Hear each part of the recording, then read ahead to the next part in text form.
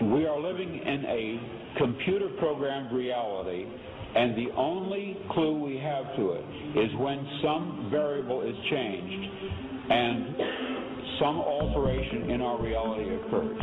We would have the overwhelming impression that we were reliving the present, déjà vu, perhaps in precisely the same way, hearing the same words, saying the same words. I submit that these impressions are valid and significant, and I will even say this: such an impression is a clue that at some past time point a variable was changed, reprogrammed as it were, and that because of this an alternative world branched off.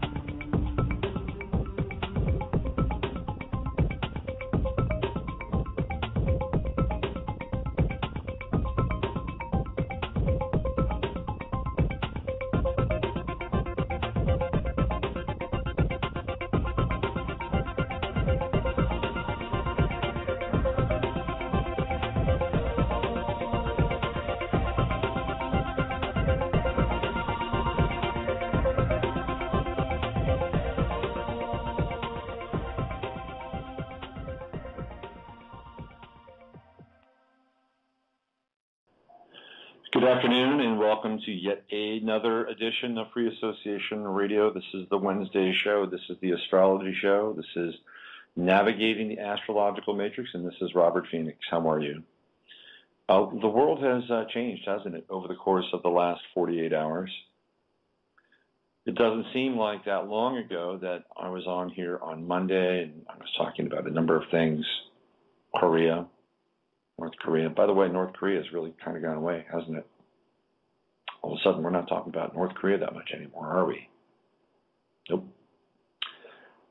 I talked about the elections in Venezuela, and I talked about the bird flu. And all of those topics now are taking a distant back seat because the Rosa Parks on the media bus today is the Boston Marathon. And it's not going to go away anytime soon. Trust me on this. It's not going to go away anytime soon. If you have not been paying attention, Barack Obama is purportedly to have received an envelope containing a suspicious substance. Now, I find this to be interesting. I find it to be very interesting. How many envelopes does Barack Obama get on a daily basis? And what's the protocol for examining those envelopes? I'm just curious. I'm incredibly surprised that this is the first time that over the course of almost going on 2 years now, 6 years, that some angry, pissed off person hasn't sent him something untoward or even dangerous. But this is the first time actually something like this has actually occurred. And I believe somebody else, either a senator or congressman, got another envelope with the suspicious substance, which they determined is ricin. So now we have really kind of a carbon copy of 9/11, if you think about it. Because what happened after 9/11, you had newspaper editors and congressmen getting envelopes of ricin. But at that time, the envelopes were attributed to Al-Qaeda terror groups. Now, we're not sure who's sending these envelopes, and we're not sure who's setting off bombs at the end of the Boston Marathon. However, what we are sure about is that there's plenty of speculation and more than enough innuendo that this is not an Arab extremist group, even though they did detain a 20-year-old Saudi national, and we have heard nothing about that. And I'm not hinting at the fact that he might be guilty or part of this operation.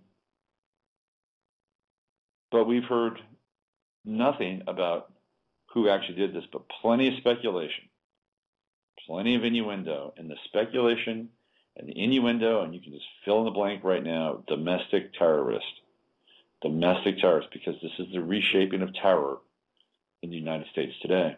Ever since Osama bin Laden has been captured, the rogues gallery of Muslim and Arab terrorists has really dried up. And now we're looking at a different species of quote-unquote terrorist.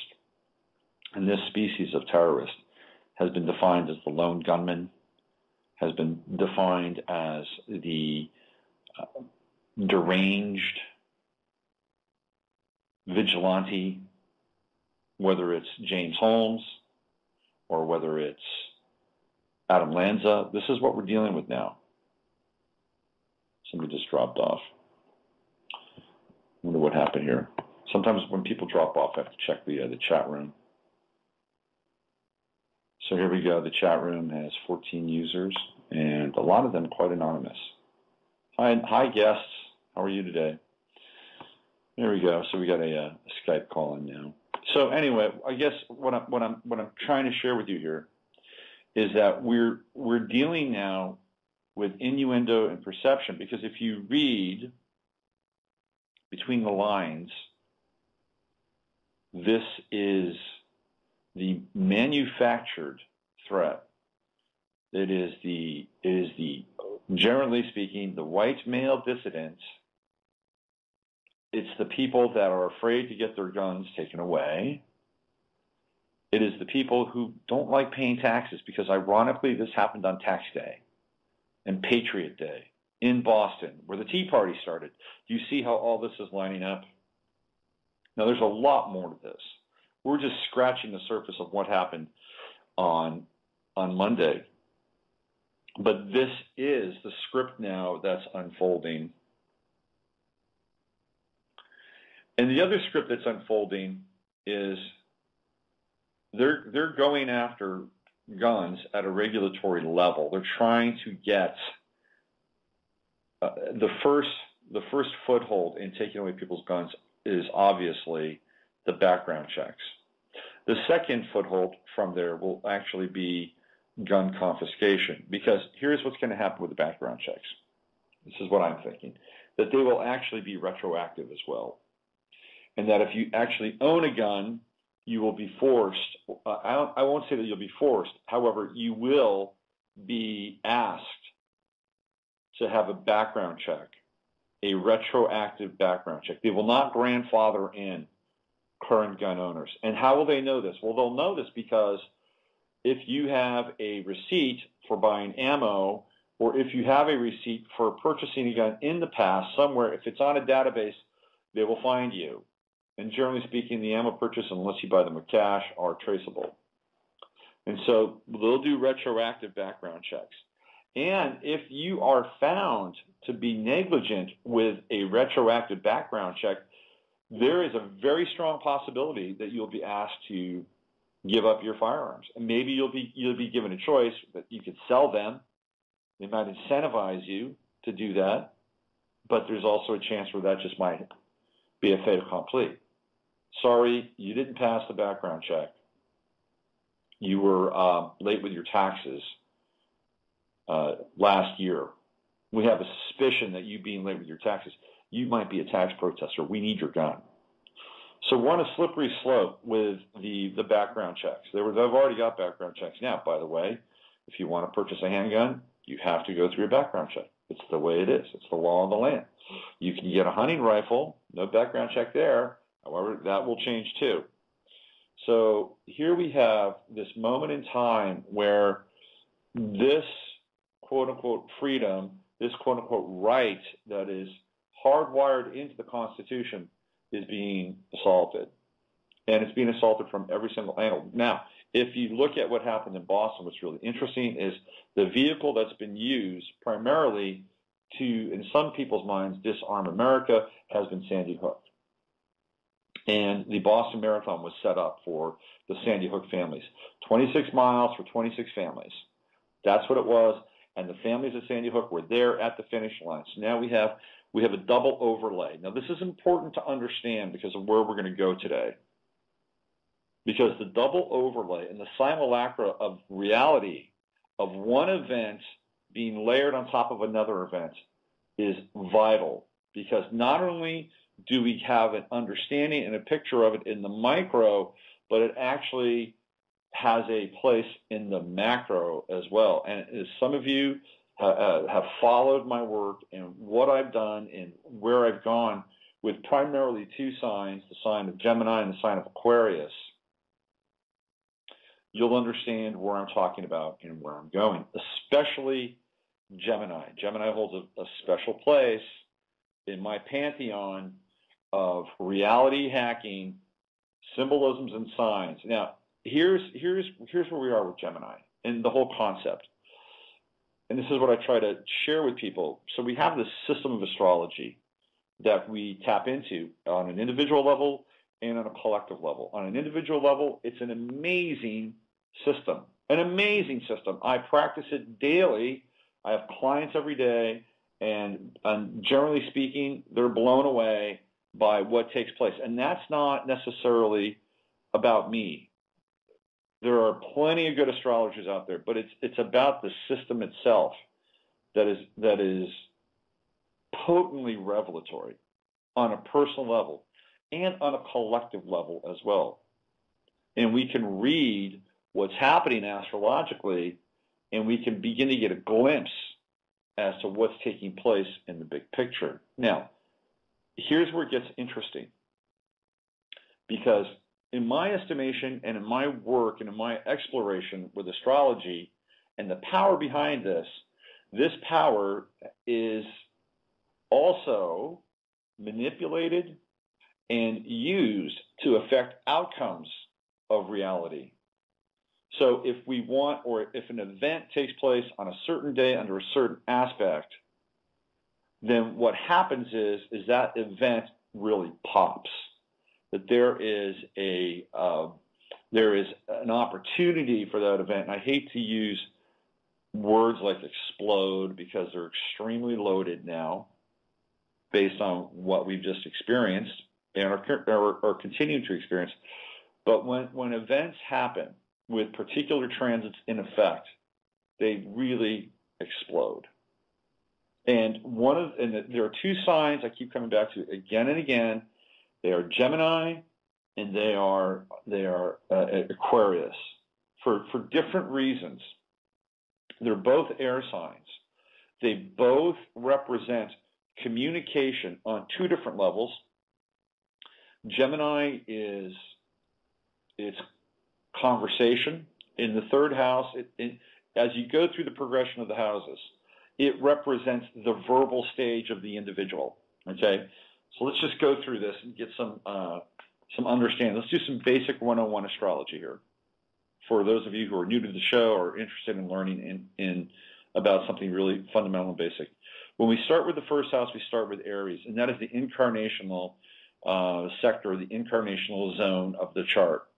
It's where we come into the body. Aries represents pure, unmanifested will and expression.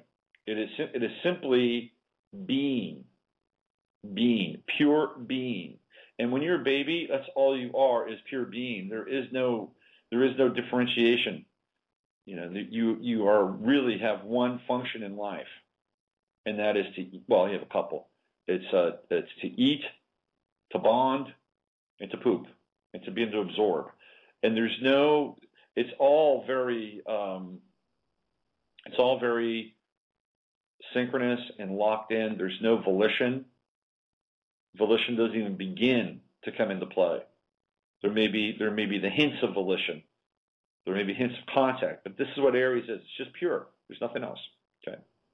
Now, as the individual begins to grow from that stage, they begin to come into the next phase, And that phase is Taurus of the development of the individual.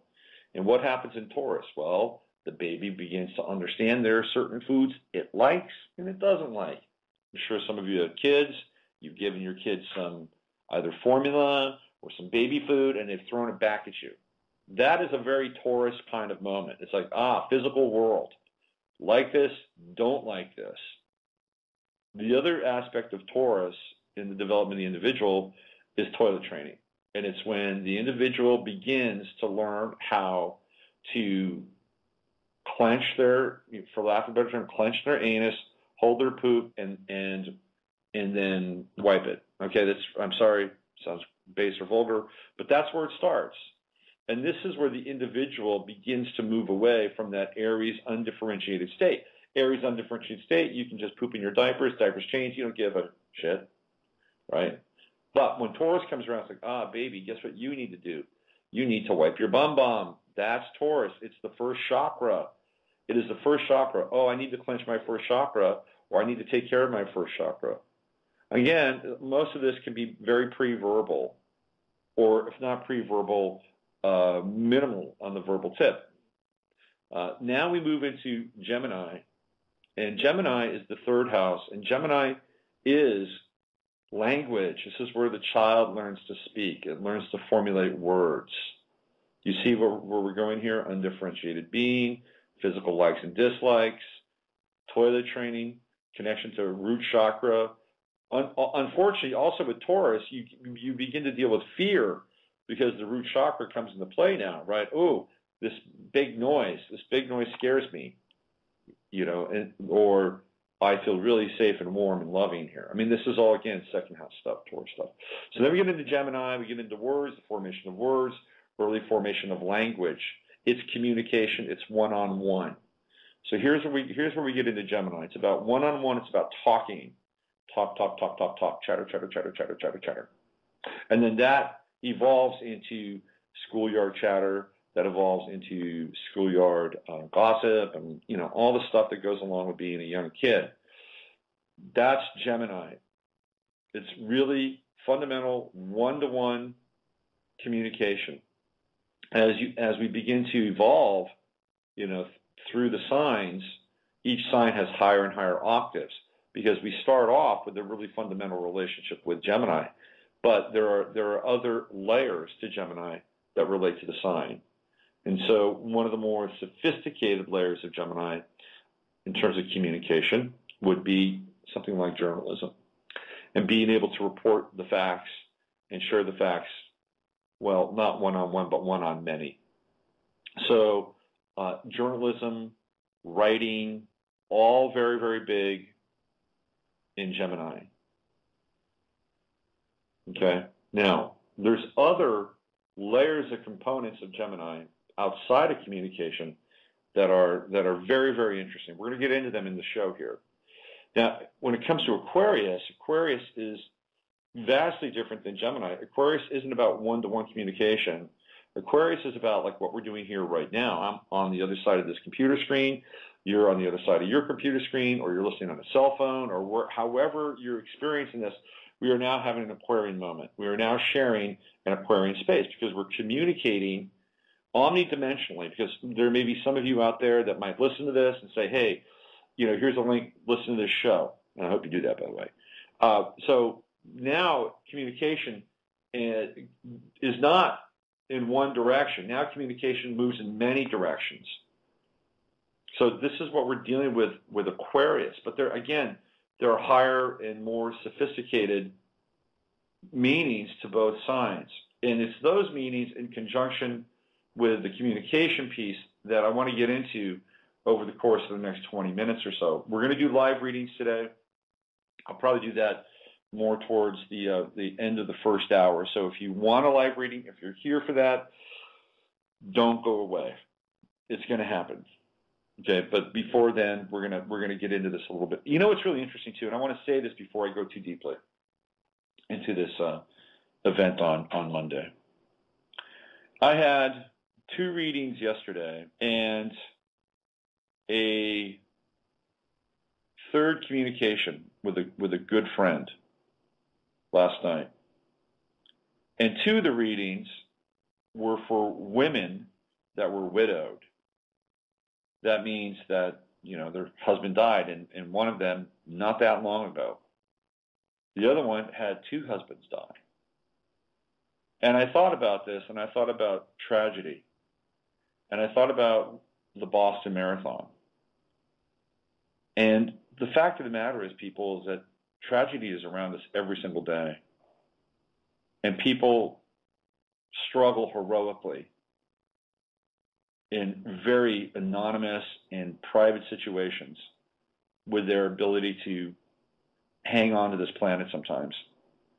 And I think we lose sight of that because we have these events that grab our attention and really plug into our emotional circuitry. And in a lot of ways, in some ways, it really diminishes the individual struggle in our own lives to make sense of why we're here. The third person is a client and a friend, and he lost his wife just over a year ago and struggling with that.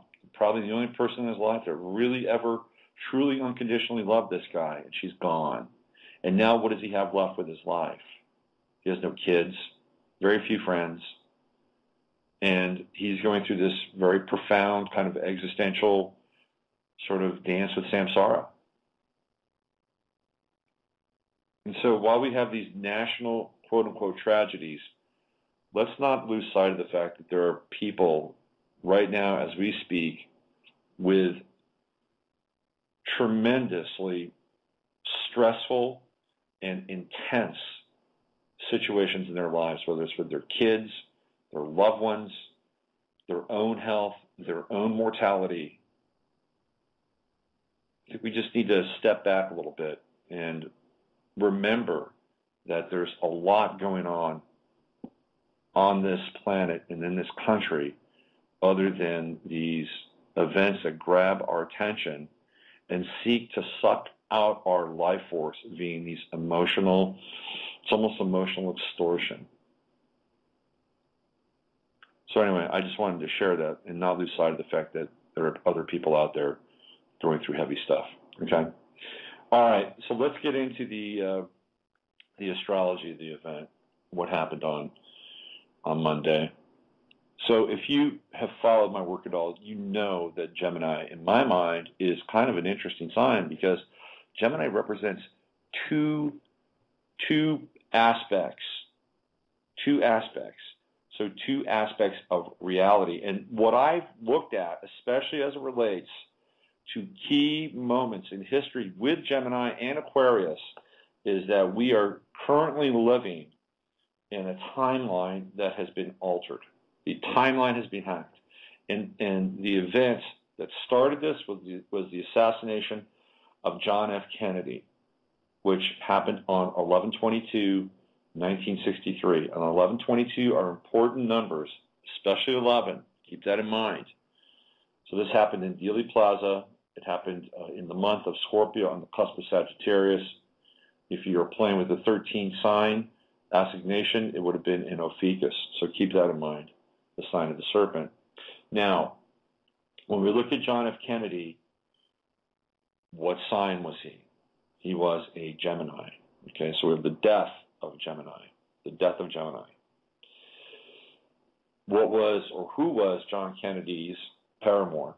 Besides Jackie Bouvier, who was his paramour? His paramour was Marilyn Monroe, also known as Norma Jean Baker. So we have two names, right? We have Norma Jean Baker and Marilyn Monroe. Two names, split personality. What sign is she?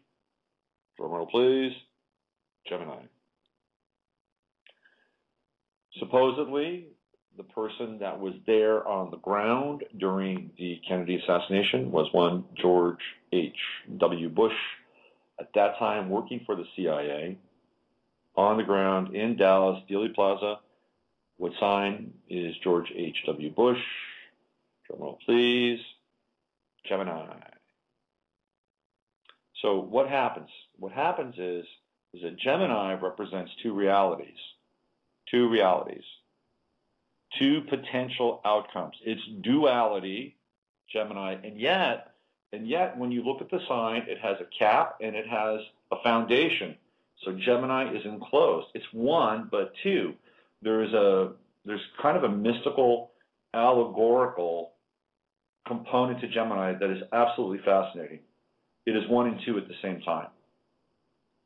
And so what we have is we have a potential through the manipulation of the sign to create a form of reality that looks like unity, but is really duality disguised as unity. You understand what I'm saying? And what's interesting too, and here's where Aquarius comes into play, is that Saturn was in Aquarius during the time that JFK was assassinated.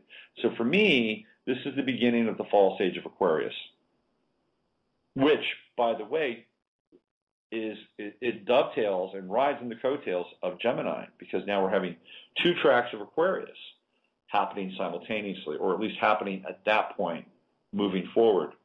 And I've gotten into this in the show before, but I have to go over it because of what happened on Monday.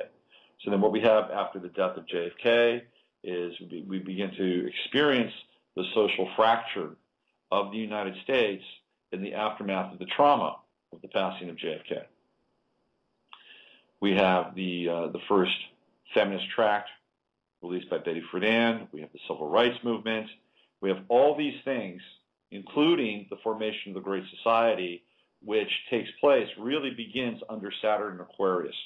We also have at that time the New York World's Fair, which is taking place and giving people this technologically sanitized version of a perfect future where you don't have to do a thing. You can talk on a video phone. You can have a car that rides in the water. Your food can be cooked in a matter of moments. We're kind of living that future now, by the way, if you haven't noticed it, except for the car and the water thing. That'd be cool. But we really don't need them, do we? I mean, maybe we do. So anyway, that's where this idea of the new age begins to take hold. And again, I want to just share with you, the Great Society implemented by Johnson is a huge piece. It's a huge piece around this. And so then what happens is that we have these CIA experiments with MK Ultra, LSD, and we have the manipulation of mass culture through rock music. We see Dave McGowan, the Laurel Canyon, the history of the Laurel Canyon. Just go there, check it out. You'll find out exactly what I'm talking about. And then you have this kind of Dionysian cult that evolves out of this. Pluto and Leo really, following their bliss, trying to find their creativity, rebelling against the king. Pluto being death, Leo the king, death to the king being Richard Nixon. Ultimately, they took him down. They eventually achieved their generational assigned status. They killed the king. And that was Nixon. He was a Capricorn, by the way. Now, we see what happens, right? The Vietnam War doesn't go away. We have all kinds of issues coming back from the war with drugs. The inner cities are destroyed with heroin. You have literally a group of young black males who are taken away from their communities, taken away and wiped out because they're not in college. They're trying to work. They're trying to find their way. Some of them might have been, but a lot of them weren't. So they go to war and they get blown up, or they come back and they're crazy as a cuckoo, or they're dealing drugs. So this has a huge impact on the black community. And, oh, by the way, just to put everything in perspective, while the young black men are away at war, guess what's happening? Welfare is being introduced into the inner cities at that time via the Great Society. Why? Because there's no men to help raise the family. There's no men around. So guess who becomes the de facto male? It is the federal government. It is the big daddy. It is the Mac Daddy in Washington, D.C. It's the plantation owner masquerading as a social avenger. This is what happens. So now you have the welfare drip line taking place. And then you have a whole generation of black males just decimated by the war. Now, let's rewind what happened on 11/22/1963. Let's say, for instance, that event doesn't take place. And I've gone through this before. Everything changes. And I mean everything. There's probably a very good chance, because this is, what JFK, and then look, I believe JFK got knocked off, okay? I don't believe JFK is Jimmy Carter. I'm sorry to say that, but I'm going to go on record. He's not Jimmy Carter. So when JFK got knocked off, and even if he was Jimmy Carter, it still happened the way that it happened. But let's say he isn't Jimmy Carter, it's just JFK and he gets knocked off. He would have ended the Vietnam War because that's where it was going at the time. That's where it was going. He was likely going to get the United States out of the Vietnam War. He was working with the Hunt brothers and John Connally to get the United States back onto a currency-based, metal-based currency.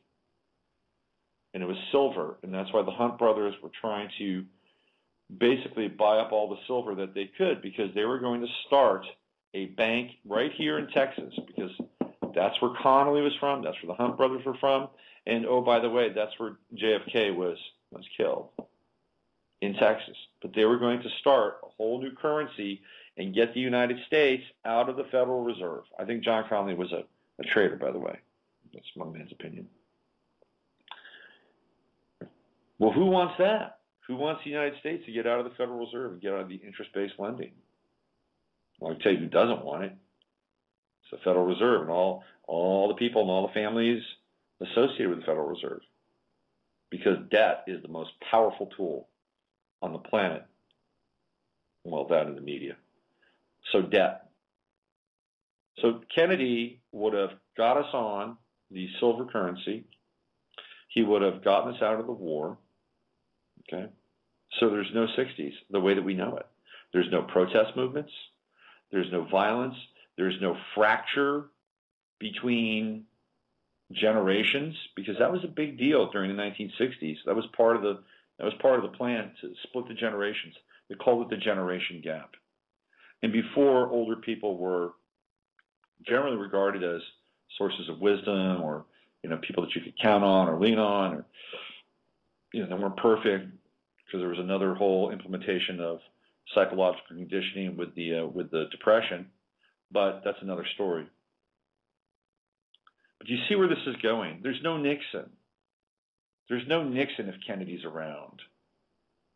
At least not the Nixon that we know, because guess what? There's probably a pretty good chance that Bobby Kennedy runs and whoops Nixon's ass, especially if Bobby himself doesn't get killed.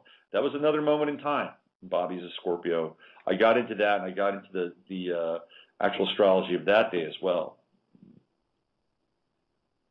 So now what we have is this event canon and this timeline where the United States is irrevocably altered with the death of John F. Kennedy. And again, it's Gemini that shows up in a very big way. You fast forward, you go to 9/11, 2001. What do we have here? 9/11, 2001, we have the collapse of the Twin Towers, just like Gemini, the twins. And out of that collapse, what do we have now? We have the unification, or the false unification, which is the false age of Aquarius, which is the one world trade center. So the New World Order is ultimately, or the one world order is the false manifestation of the Aquarian age. This is where it's headed. But here we have again Gemini taking place on 9/11. 11 being a very key number. And by the way, it is the son of the former head of the CIA and ex-president who was there on the watch while 9/11 was taking place. And there's a lot more Gemini. You can go into my website and look at my posts on the Dark Night and how prevalent Gemini is with the Dark Night as well. And so what we're looking at is, as a result, two layers of reality. We have one timeline that's been hacked, and when 9/11 comes around, it had been a long time, since we had actually experienced a massive tragedy in this country along the lines of a JFK. We had Waco. People didn't give a shit about Waco. People just thought that David Koresh was just some mad religious redneck in Texas. And when they steamrolled the Mount Carmel compound and burned all those kids to the ground. People didn't care, which is a travesty.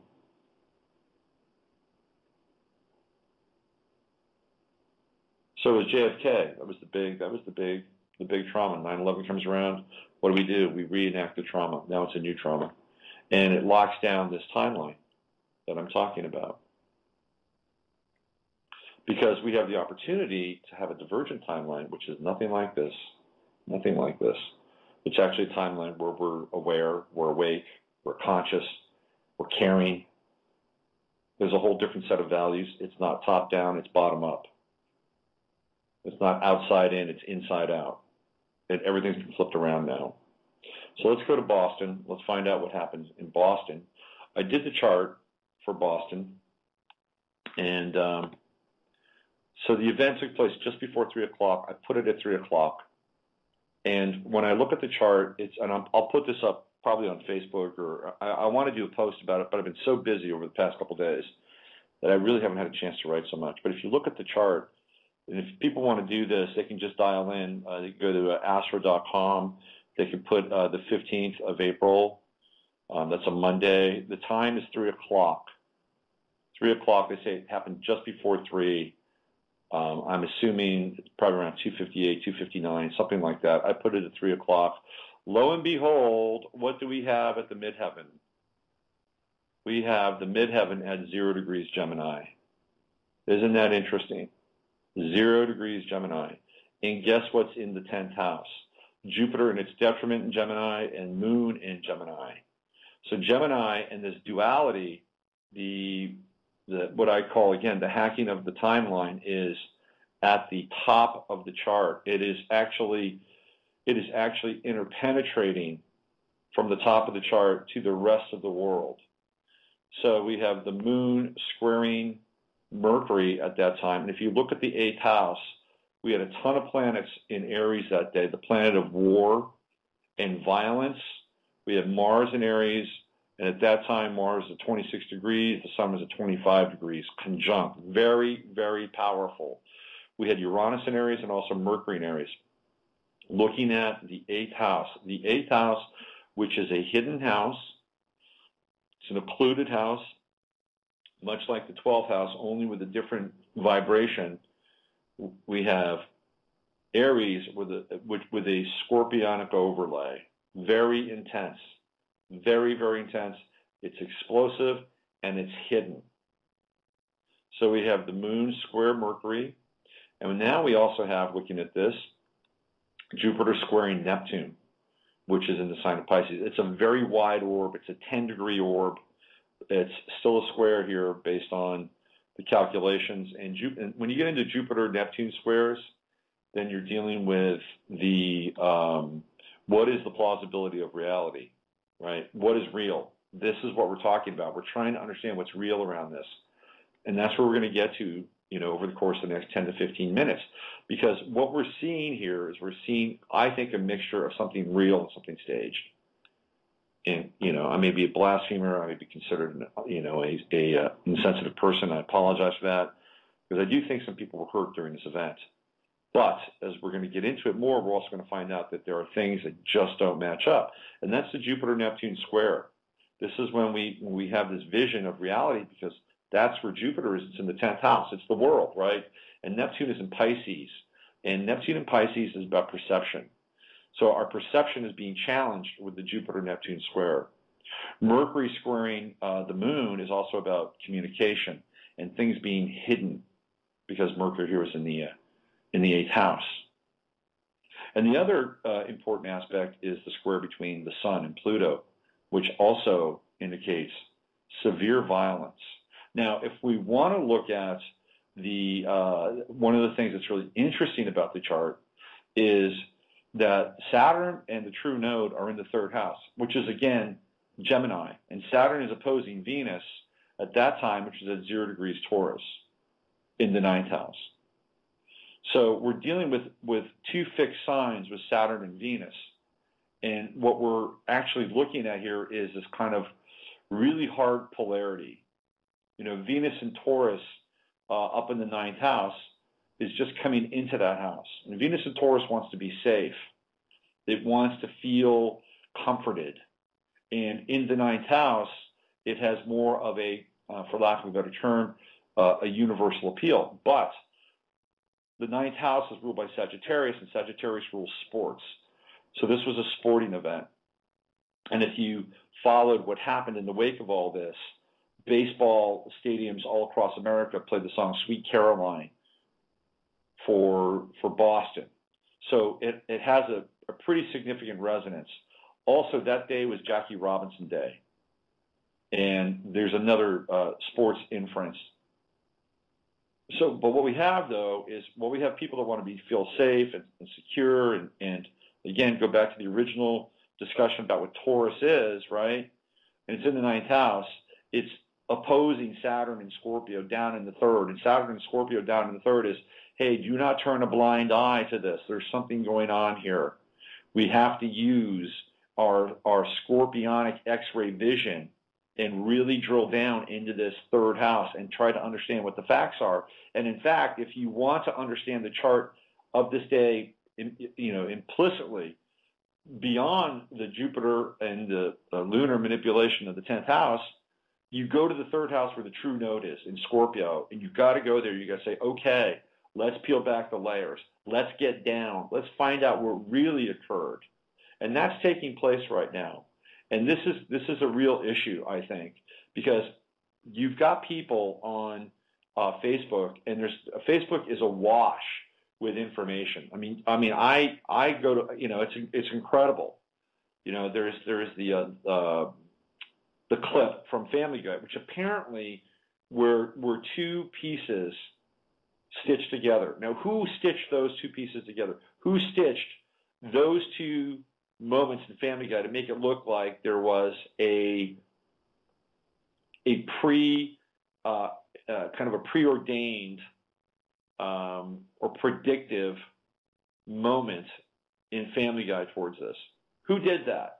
It became viral. Then there was the 666 Boylston Street. It could be 666. It could be 669. That went viral. There's a lot that's going viral. Some of it is solid. Some of it is not so solid. There's some very interesting stuff happening there. Like if there's one picture in particular that blows my mind, it's a young woman who's on her cell phone while her leg is blown off. Are you kidding me?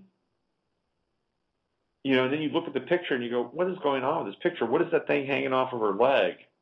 Isn't that her leg sort of tucked into her shorts? And why is she on the cell phone? So we're awash now in dubious information. There's the guy who might be the ex-military officer, the ex-soldier who had his leg blown off, being used as running down the street in a wheelchair with his amputated leg. And there's somebody who says, oh, that's my neighbor's friend or whatever. And I've seen that on Facebook. So we're in a really precarious point. We're in the same place where we were with Sandy Hook, where we're trying to unravel the loose threads around all of this, or we're trying to untie the knots and pull together the loose threads. And some of it is real and some of it isn't real. And that's Jupiter squaring Neptune. But the other thing that we have here is we've got Saturn and we've got the true node in Scorpio, and it's intense. It's using the X-ray vision, the forensics, to find out what really has taken place. Now, also, when we looked at this event, they were running a drill. So this also represents Gemini. There's one thing going on, there's a drill, and then there's another thing going on, which is the event itself. And this, by the way, is common with some of these other activities. Apparently there was a drill with Sandy Hook. Apparently there was a drill with 311. So they have these things happening at the same time. So if something takes place, it could be considered a drill. In fact, this actually goes back. This goes back to the bombings of Oklahoma City, where they found explosives underneath the Murrah building.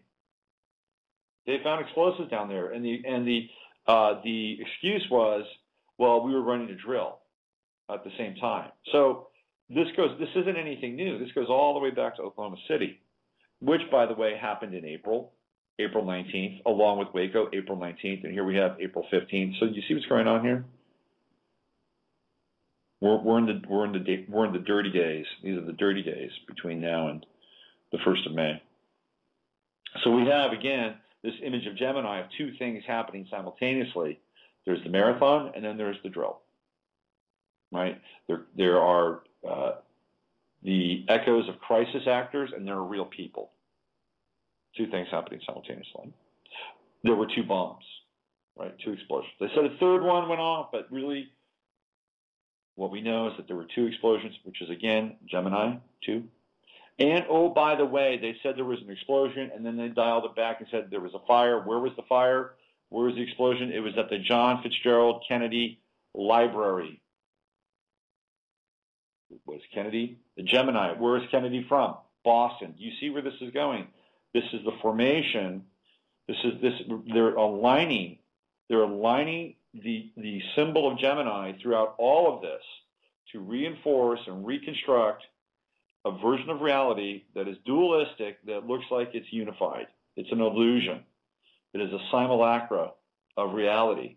And what we're trying to do with the third house, with Saturn and the true node here, we're trying to figure it out.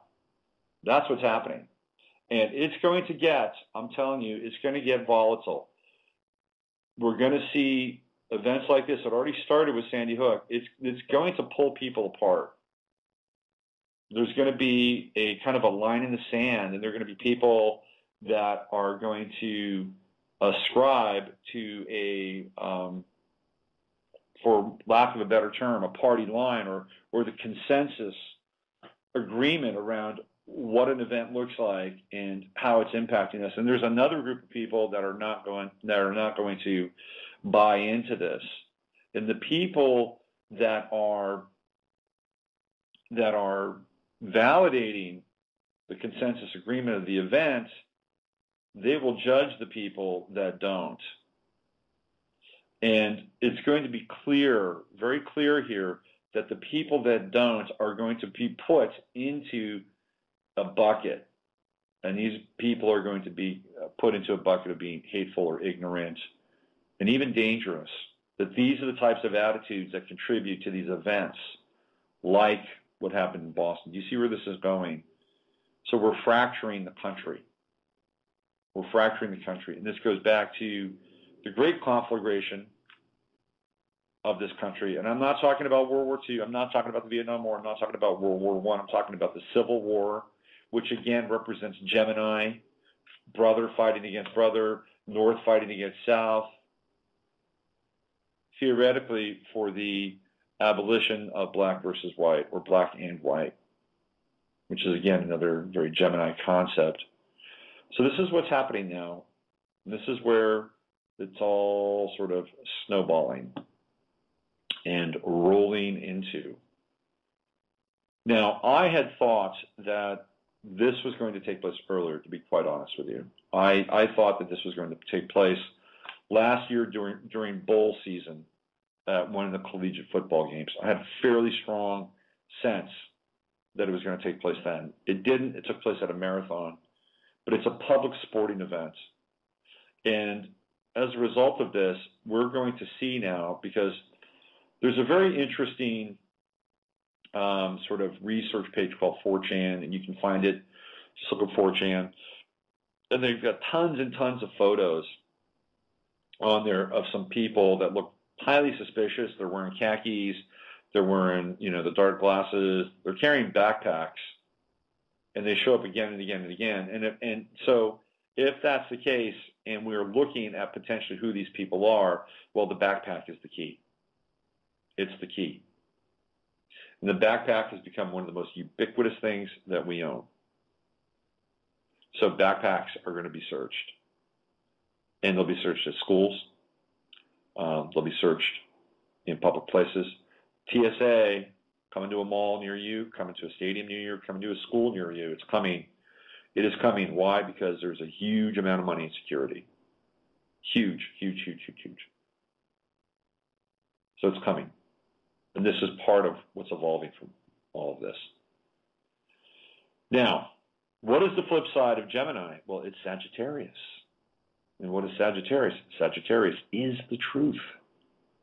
It is the truth. It is the sign that is the most concerned with the truth. That's why a lot of Sagittarians are cynics, by the way, because they've taken quite a few doses of the truth and they become quite cynical. It's the most positive sign and the most cynical sign in the zodiac. I'll play you a clip from Jim Morrison here, Sagittarius, when we go to break, and you'll hear the sense of the Sagittarian cynicism as it evolves. So we need to invoke a little Sagittarius here, people. We need to get above all of this. We need to fly like an eagle and look down upon the world below. And the eagle is a great metaphor. It's the bird of this country. It was going to be the phoenix, by the way. But it's the eagle. And the eagle has the ability to fly above the situation and yet has the perception, the eyesight, and the vision to look down below and see things at an infinitesimal level, right? Very small. An eagle can pick up a very, very small creature on the ground from quite a distance. So we have perspective and distance, and we have the ability to look down and disseminate detail. And that's Sagittarius. It's actually Scorpio, but we're invoking Sagittarius here. And Sagittarius is also very invested in freedom. Now, what's going to be interesting is we're moving ahead in time now. Saturn is going to be in Sagittarius. And that's coming a year and a half, year and 3/4 out from now. It's going to be a very critical time. Very, very critical time. Saturn and Scorpio now, we have the opportunity to understand what power is, who has it, who wants it, how you go about getting it, and what do you do when you get it. It's all there with Saturn and Scorpio. There's a lot more to it, but this is one of the things that Saturn and Scorpio offers us, especially now because it's getting closer and closer to the true node. And guess what? They're going to meet. They're going to meet. The true node moves backwards. Saturn moves forwards. Together, they will be conjunct. And that'll be a very, very interesting time when that occurs. Okay, so what I'm going to do now is I'm going to shift direction in the show. And we're going to get into some free readings and do some charts here. For those of you who've hung on and stayed there and are holding, I appreciate that. This is probably not things that some people want to hear. This is not a topic of conversation a lot of people want to listen to at times. And I understand that. And again, I want to preface this because I think that there were some people that got hurt at that event. And I don't want to underplay that. But I also know that there's something else going on here. And we have a right to unravel it, if only for our own sanity. Okay, so I'm gonna play that Jim Morrison track. It's not music. It's Jim Morrison talking about astrology, which is interesting. Let me see if I can find it here. Let me see if I can find it. Where is it? Yeah, here it is. Okay, so this is only 1 minute and 3 seconds. So I'm gonna play this, and when I come back, we'll get into some readings. This is Robert Phoenix. You're listening to Navigating the Astrological Matrix, and here's the Lizard King. That is most cynically direct. His most cynically drunken, direct moment as it relates to astrology. All right.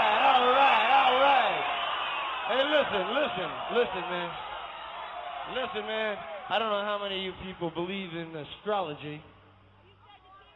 Yeah, that's right, baby. I am a Sagittarius, the most philosophical of all the signs. But anyway, I don't believe in it. I think it's a bunch of bullshit myself. But I'll tell you this, man. I don't know what's going to happen, man. But I want to have my kicks before the whole shithouse goes up in flames. All right.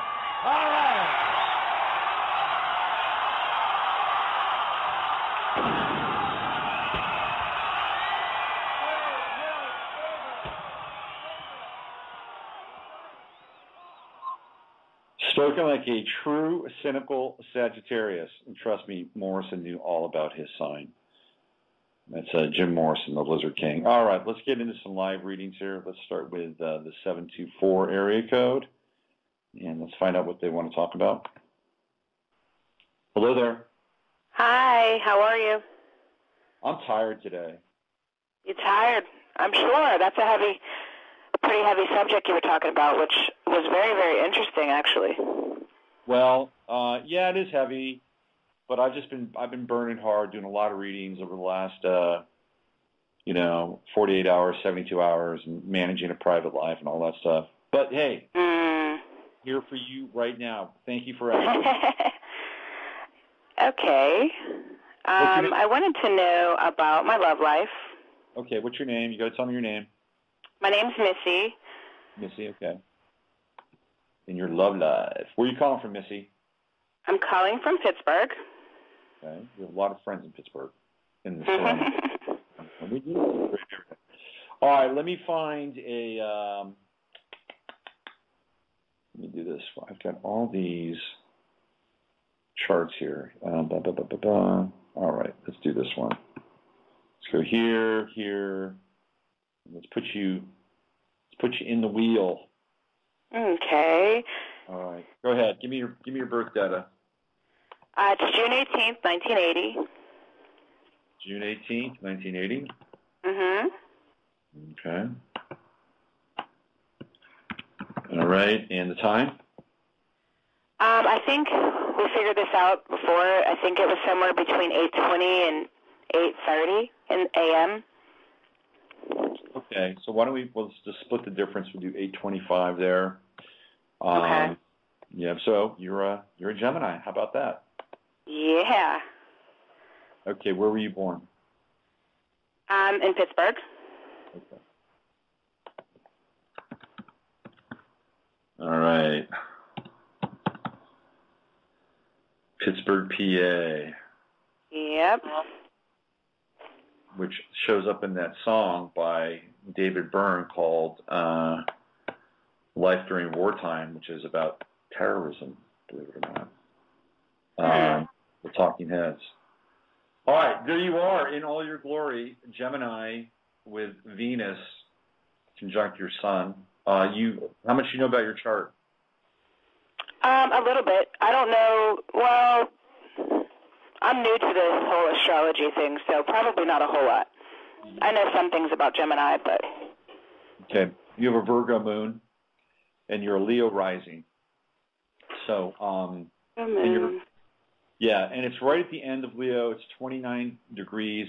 That's the anaretic degree. So, in this case, I would probably try to do some rectification with you, but we don't really have time today. We try to find out if your rising sign is, or your birth time is like 8:26 or 8:27, because at this degree would actually really make some difference. I want to say it might have been like 8:22 or something. That's what we thought. But I'm not.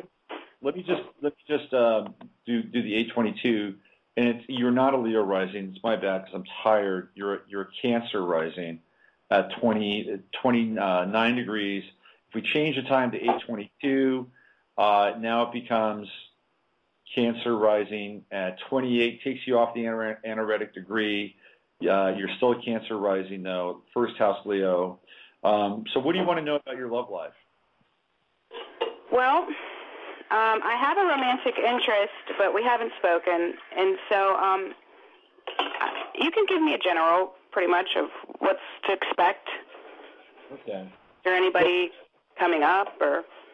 All right. So first of all, your seventh house is the house of Aquarius. So the seventh house is the house of relationships, right? Okay. And when somebody has Aquarius on the seventh house cusp, the type of relationship that they either want and need or attract is based upon that sector of their chart.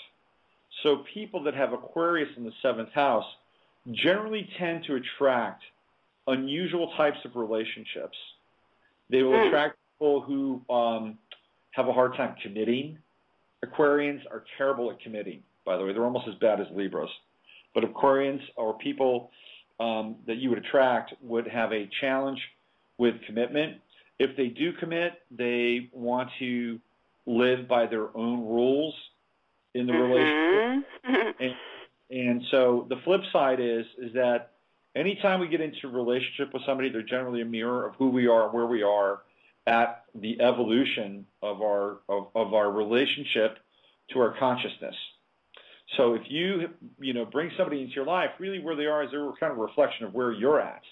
And if you're in a really, really good place, and if you're taking care of business and you're healthy, you're humming, you're happy, you're going to get people who are going to line up and show and basically reflect that in your life. And what's really interesting is that when people are like that, they really don't really need a relationship. They feel really good about who they are. And that's kind of ironic. And when we're not in that place, when we're not really humming or resonating, we will attract people, and we'll attract people that are kind of in that place with us. And in order to feel more complete and less needy, we'll team up with them, we'll have a relationship, and we'll work things out. So with Aquarius, you'll go through that process, and as a kind of I wouldn't say an ideal mate, but the ideal mate that would reflect the best qualities of who you are would be a relationship that is open. And when I say open, I don't mean that people will be sleeping with other people. We're not talking polyamory. But open in the sense that there's really good communication. There's a sense of two people letting each other be able to do what they need to do without hemming each other in, but at the same time caring about one another. There's a respect for one another's identity and authenticity. So anytime you bring somebody into your life that actually has those qualities, then you know you're onto something. Okay, because that's the kind of person that would really benefit you. You also have Venus in Gemini, and Venus in Gemini is an air sign. So you need somebody that can also be conversational. It's in your 11th house, bleeding into your 12th house. So they also have to have an element of friendship involved. Now, the tricky thing for you can be getting involved with friends or having a love relationship that starts off as a friendship and goes into something else. Because you have Venus opposing Neptune with Neptune in your 5th house.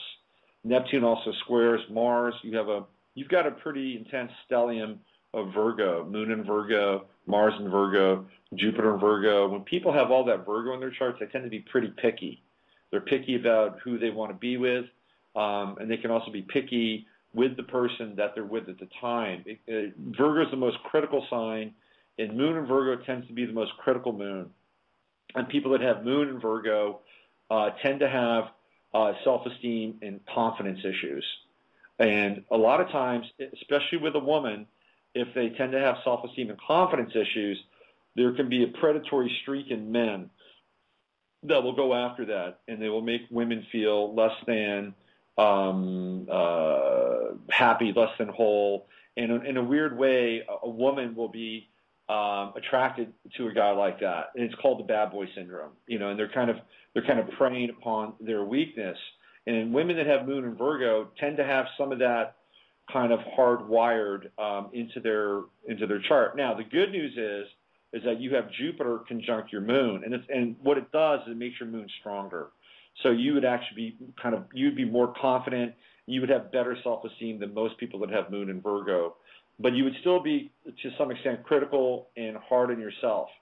So the key for you in any relationship is, especially if you're dealing with a quote-unquote sensitive man, if you want a relationship that's going to last, I think you need to be conscious of how you treat the person that you're with.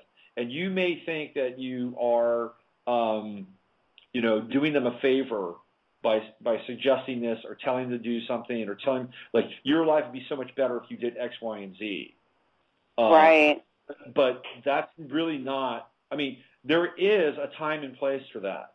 But if it's done constantly, then what happens is, with all that Virgo in your chart, it may come out of love or may come out of wanting to help, but it's heard very differently, and all of a sudden the person that you're with is like dealing with someone who's really critical.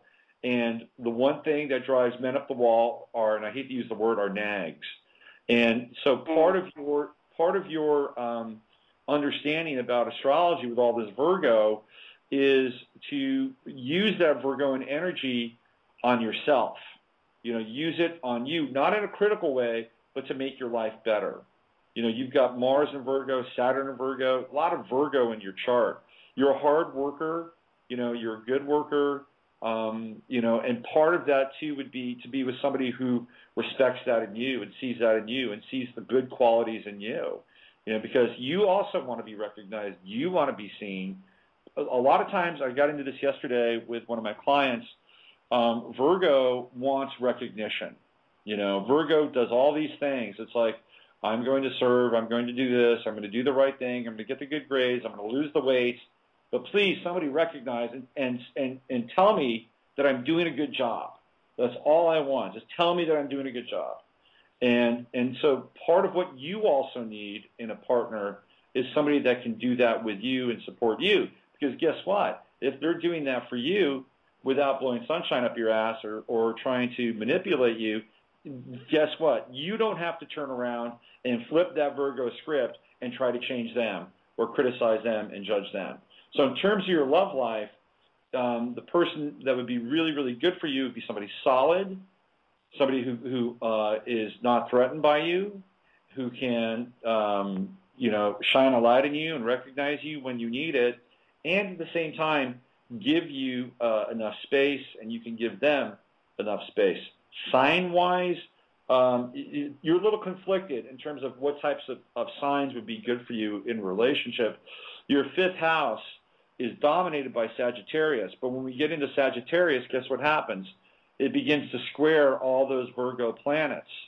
And Sagittarius and Virgo is a terrible match, by the way, because Sagittarians, did you ever watch that show, The Odd Couple? No, I've heard of it, though. Okay, so The Odd Couple was with Felix Unger and Oscar Madison. It's the perfect Virgo-Sagittarius combination. Tony Randall played Felix Unger. He's anal retentive. He's an anal retentive neat freak. Oscar Madison, he's a Virgo. Oscar Madison is the sports writer. Again, Sagittarius. He's a slob. He eats hot dogs for breakfast. He drinks, and they live together. And it's a terrible match, but somehow they make it work, right? But there's always a sense that Felix is driving Oscar crazy because Oscar's leaving a mess. Oscar's driving Felix, so it's a bad match. And your fifth house, which is the house of romance, is pretty much dominated by Sagittarius. Now, if we go backwards, because your fifth house does have some Scorpio, and you say, hey, look, maybe a Scorpio person would be really good. By the way, Sagittarius also opposes your Venus and your Sun, so you want to stay away from Sagittarius. Now we get into Scorpio, like, hey, maybe Scorpio would be good. Scorpio wouldn't be bad, but when you get to the end degree of Scorpio, anything from like 18 to 25 to 30, their Sun is going to conjunct your Uranus, which makes it unstable. So Scorpio isn't necessarily a great match either. I would say that the people or the sign that would probably be best for you would be Libra. And a Libra that might have some planets in Virgo that can mesh with your planets in Virgo, or maybe a planet or two in Scorpio. So another sign that might theoretically also be good for you would be Leo, because then the Sun would be in the first house, in your first house. And a lot of times when we have a partner that has a first house Sun, it can be really rewarding. And I'll tell you another good sign, believe it or not, it's Virgo. But it would have to be an early Virgo, like around anywhere between 0 to 8, 10 degrees. You'd want to keep it away from, I'd say 0 to 15 degrees Virgo. That'd actually be a pretty good match for you, especially if you get a Virgo that's around 6 to 10 degrees, because then you have the Sun-Moon conjunction. And then there's somebody in your life that would resonate with you on an emotional level. And by the way, if you had somebody who was a Virgo, they would actually probably make more money than you, because they would show up in your second house. And even if they didn't make more money than you, then the two of you could make money together. You could really build on a relationship with a Virgo. So what does that mean in terms of timing? Well, you may want to look at September as a time where you could potentially, meet somebody who would be a Virgo because the sun is in your second house at that time. It's getting close to your moon, things like that. So that's what I see. That's how I see your chart. Okay. Well, thank you so much. You're welcome. And don't be a stranger. Come back and tell us if you get hooked up with a knight in shining armor Virgo. I sure will. Okay, thank you. Thank you. Bye-bye. Bye-bye. All right. Was I too hard on her?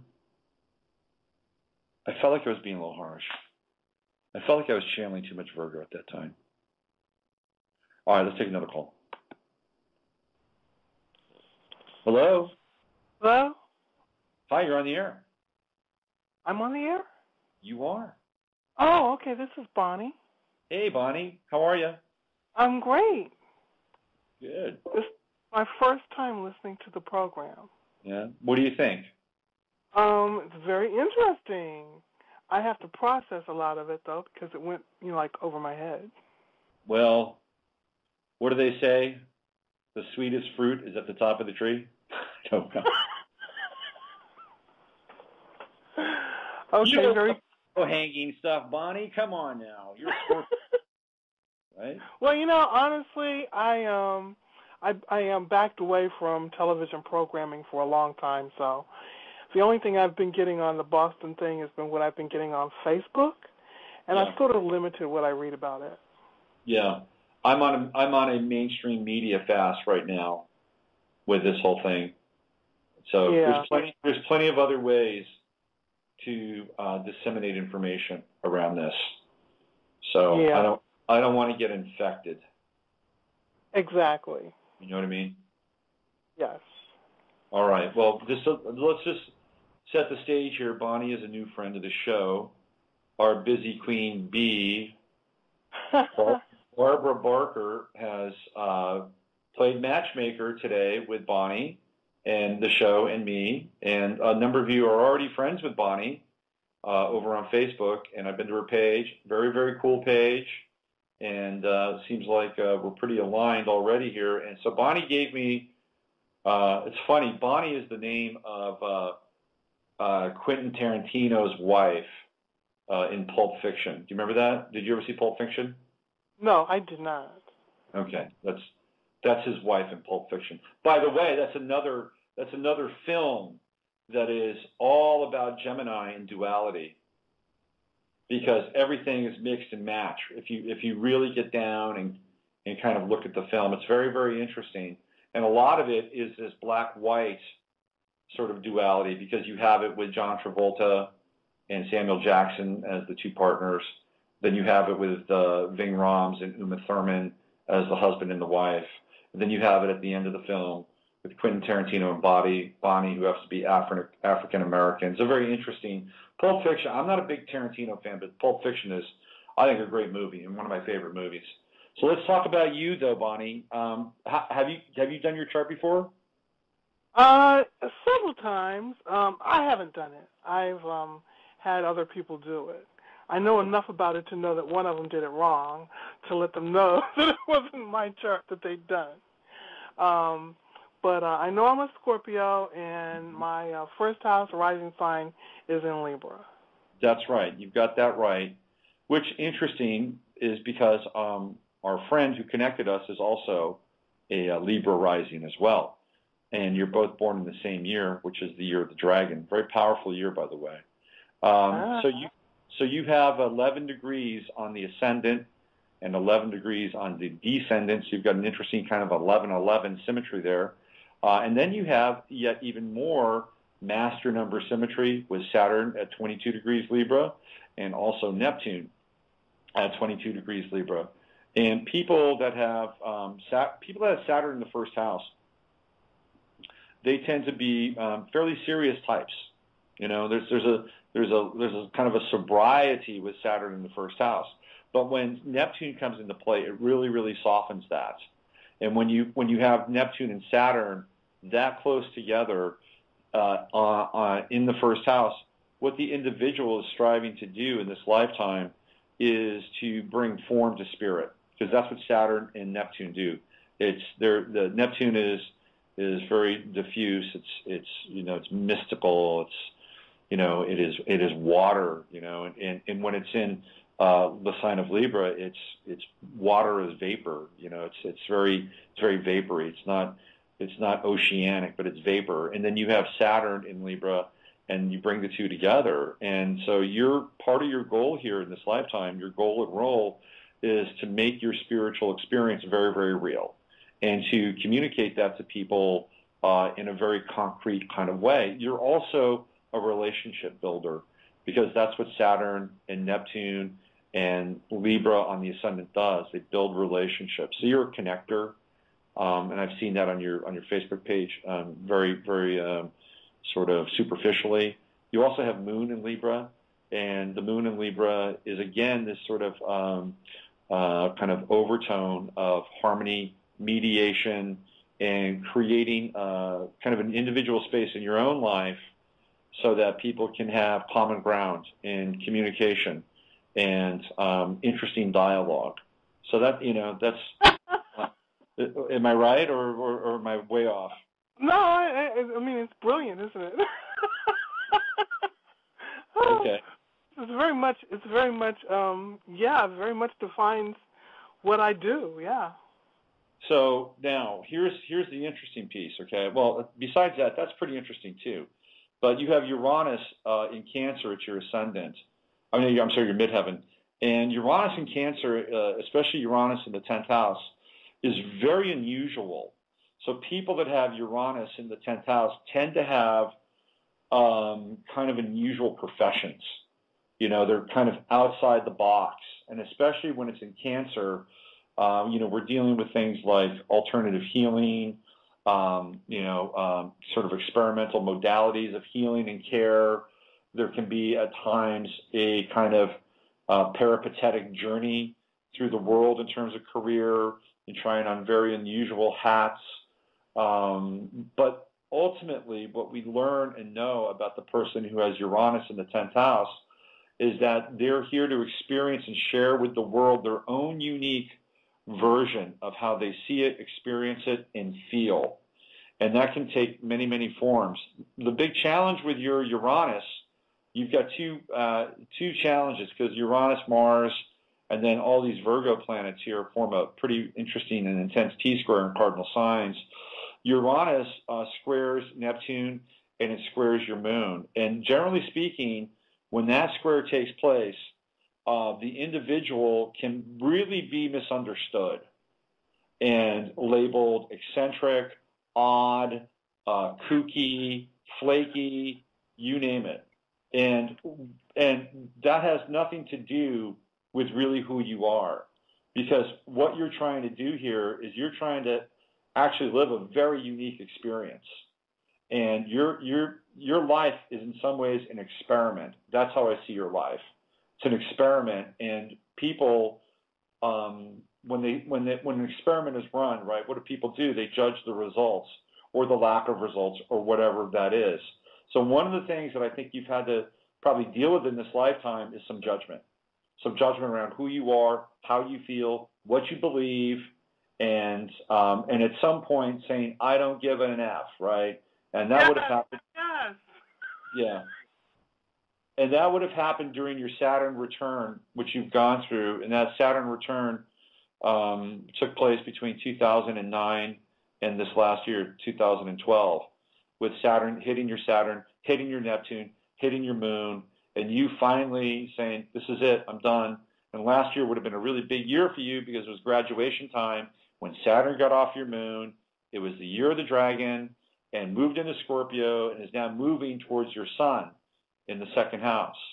So now with Saturn moving into your second house, you get to kind of revisit, what you do for making money, manifesting. Manifesting is a big deal for you. I think you could be an amazing manifester because you've got this Sun-Jupiter opposition in your chart, and Jupiter in Taurus in the 8th house. So Saturn coming into your second house is going to force you to focus more on the whole art of manifestation. whatever that means to you, right? However that unfolds for you. The other thing here, you've got two T-squares. Pluto squares your sun, and it squares Jupiter. When you see a person that has Pluto square sun, they tend to be a really tough individual. And so people may also misunderstand you. They may think that you're lightweight, but you're not lightweight. You're somebody that actually has gone through a lot. I see that you've gone through a lot here. And the Pluto Sun square is a survivor and somebody who transforms intensity and darkness into situations that are affirmative. And that's part of your life, too, is to transform the darkness into something really life-affirming. When I see Uranus and Mars, the opposition, especially with Mars in the 4th house, to me that's violence in the home. And it generally indicates somebody who has suffered some form of trauma and abuse at home, either at the hands of a father or somebody in the home that made life really unbearable for them. And it could be a husband. And what we have here is we have the escape from the home with Uranus up in the 10th house. That's what Uranus is all about. It is the desire to experience something new, something unusual, something as far away from home as possible. And that's part of that opposition as well. So this is, you've got more. You've got Pluto trining Mercury, very intense, really powerful in terms of concentration, seeing through things, understanding the truth. Pluto trining Venus, you're an amazing friend, and when you make a friend for life, that kind of expression. So you've got a lot going on here, and this is, again, kind of a superficial rendering of your chart, but this is what I see, from this perspective. One other thing, you have your true node is in Aquarius, and that reinforces, by the way, you following the beat of your own drummer. Great time for you, Uranus coming into your 7th house. Uranus is at 11 degrees right now. It's right on your 7th house descendant. And I think it's kind of interesting that you're on this show. You're meeting people that are connected to the show. It's a very Uranian, Aries kind of deal with the 7th house transit. So it's about making new and unusual partnerships and relationships. And that's going to go on for you for the next 8 years. It's just starting just now. So expect a real uptick and a real flood of new and unusual people coming into your life. So that's what you have to look forward to. Wow, thank you so much. I mean, wow. I'm speechless. Well, that's a good thing, especially if you're me, because if you weren't, then I wouldn't be doing a good job and not so many people would listen to the show. So I appreciate that. And, welcome to the show, welcome to the chat room, and we hope you stay around. And because there's something really cool happening here. There's a lot of synergy taking place. There's connections here in the chat room. There's connections on Facebook, to Twitter to a certain extent. But this is an interesting time, and there's something going on here. And I do the show, and I open the chat room, and magic happens in that chat room. It's amazing. So welcome aboard. We hope you stay. All right. Thank you so much. Okay, Bonnie. You take care. All right. Bye-bye. Bye-bye. That's our new friend, Bonnie. Welcome her aboard. All right, let's go to, how about 604? Have we gotten there yet? I don't think so. Hello there. Hello. Hi. How are you, Robert? I'm good. How are you? I'm good. My name's Julie, calling from Vancouver. Hey, it's our friend Julie from Vancouver. Okay, so I haven't done this before. It's my first time. Okay. Oh, sorry. I guess I have to stop you. So what do you think of the show so far? I love it. Oh, good. That's a good thing. I listen to it. Well, I don't always get to listen when you're live, so because I get busy and stuff. But I do listen to your shows after you've already done them. So okay. I do like to. I like your show. So I think you're really good at what you do. Well, thanks. So let's talk about you. Give me your birth data. Okay. Well, I just had my birthday. I'm on your Facebook. It's February 19th. Is this Julie Free? Yes. Okay, good. Yes. Well, thank you for calling in, and nice to talk to you. Nice to talk to you, too. Okay, so it's February 19th, 1979. I was born at 1:05 a.m. in Collingwood, Ontario. Okay, February 19th, 1975. 79. 79, okay. Yeah. And what was that time again? 1:05 a.m. in Collingwood, Ontario. All right.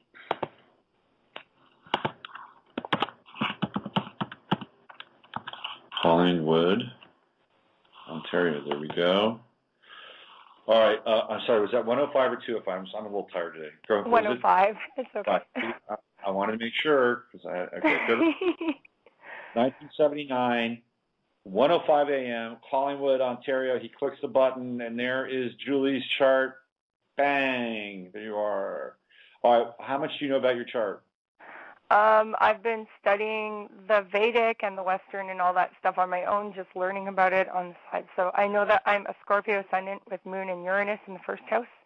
Yep. Yeah, and I'm Aquarius Sun, Mars in Aquarius. Right. And, yeah.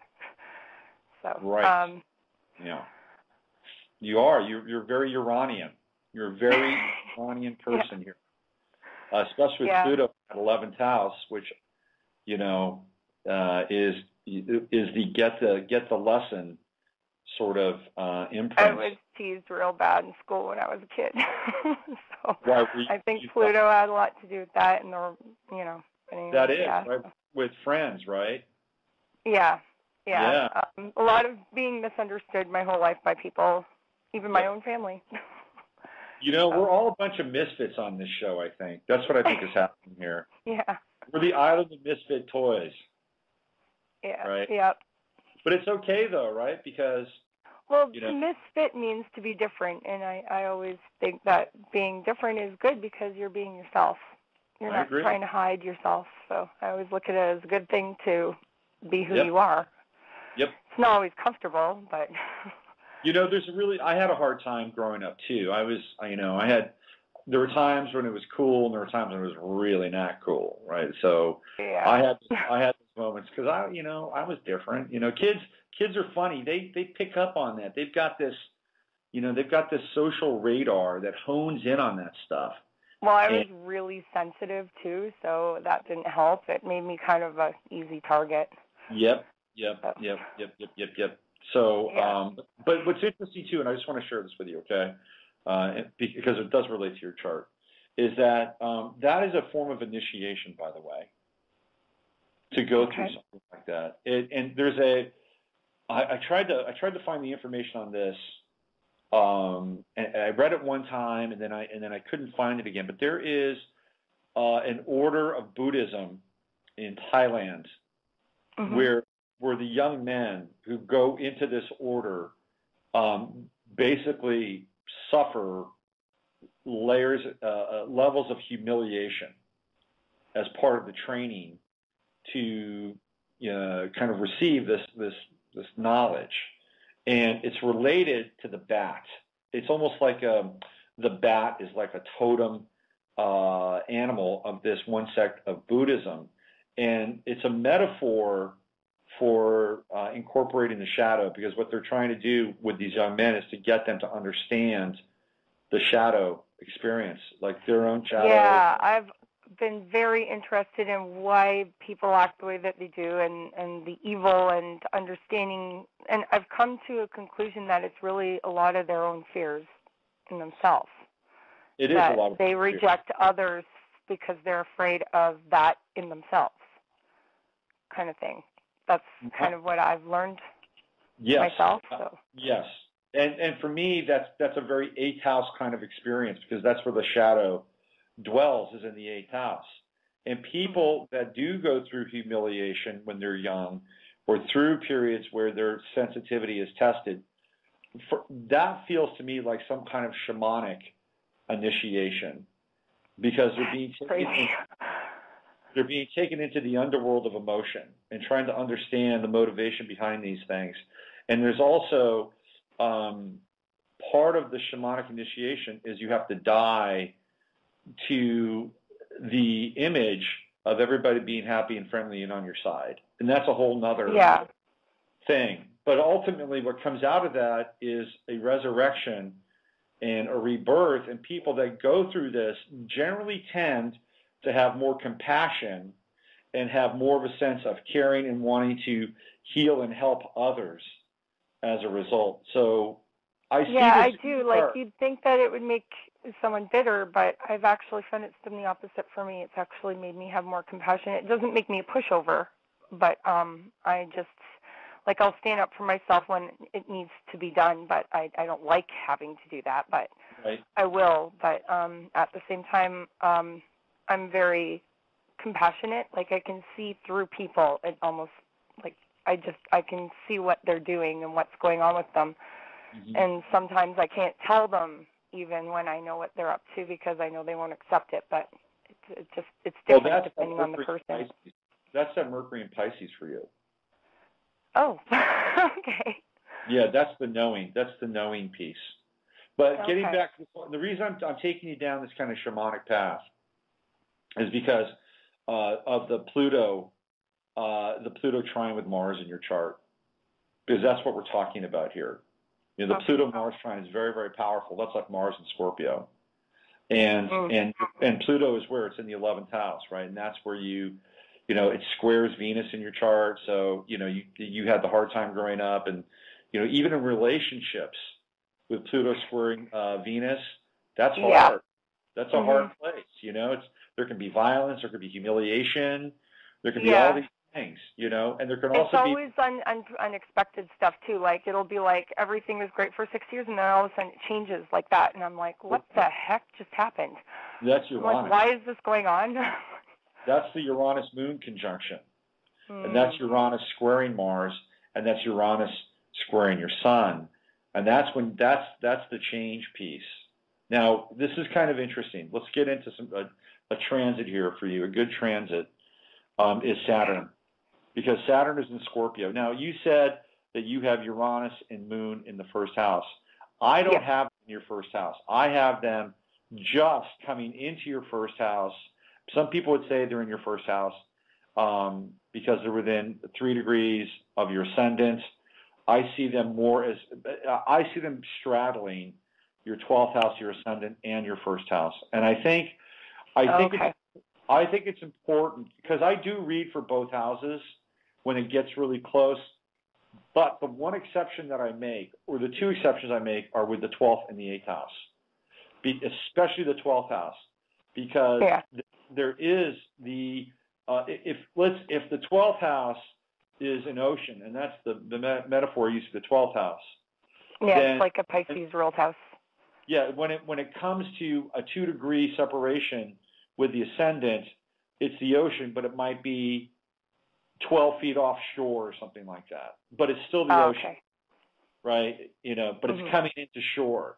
So we have to read it a little bit for the 12th house. So Saturn... It bleeds into other absolutely sort of thing. Okay. But what's really interesting is Bonnie, who was our last caller, her ascendant was at 11 degrees, and your ascendant's at 22 degrees. So we have 11, 22 there. Just a notice. That's really weird. I see those kind of numbers all the time. So your Saturn's at 11 degrees, which is probably why. 11 degrees Virgo. And anyway, so Saturn in Scorpio now is moving through your 12th house. And the Saturn 12th house transit, I think, is one of the most important transits of Saturn in the chart, because it gets back to this shamanic journey in some ways.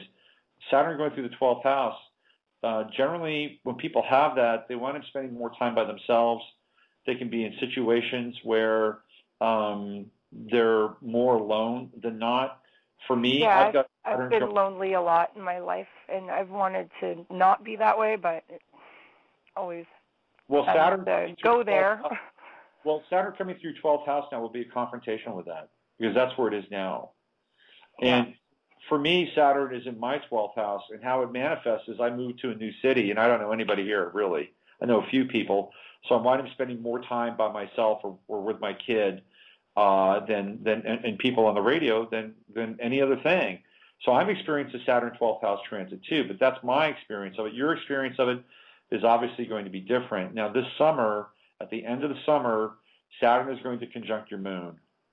And especially as it's coming through. That doesn't sound good. It's okay. No, it's okay. It is okay.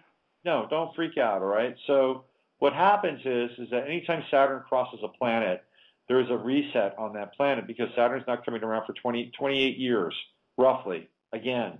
So the next time Saturn's going to cross your moon, you're going to be an old lady, Julie. So when it does cross the moon, it resets our emotions. We redefine what's important for us emotionally. And that for you with that Scorpio moon, you'll be redefining, intensity. You'll be redefining love. You'll be redefining commitment. You'll be redefining all of these things because Saturn. Well, I know freedom is a big one in relationships for me. I don't like feeling like someone's possessing me. So yeah, well, that would be the Saturn-Sun square, right? Sun in Aquarius, squaring Moon in Scorpio, fixed sign, But so Saturn on your moon is going to be very powerful. Is your mother still alive?